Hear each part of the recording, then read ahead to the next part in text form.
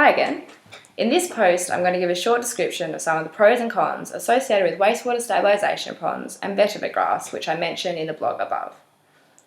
Wastewater stabilisation ponds usually consist of a number of ponds that are connected in series, which each have different depths to allow the pond to achieve a specific outcome. The ponds are quite large and hence they require a large amount of land for them to be effective. This means that these ponds may be useful in developing countries with large land availability.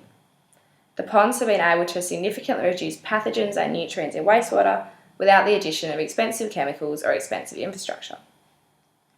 The second technology that I'd like to bring to your attention is relatively new. It's called vetiver grass.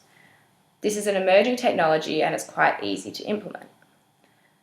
This would require a wastewater pond and land to be able to grow the grass on.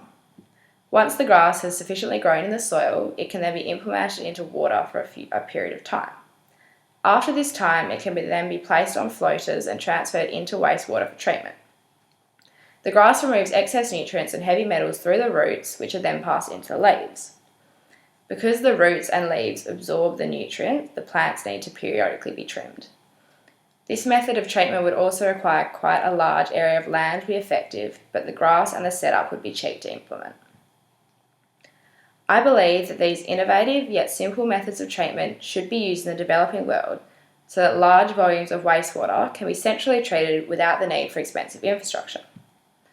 Wastewater stabilisation ponds are already being used in a number of developing and developed countries, but I think the technology could be implemented easily in a number of countries that currently don't have it.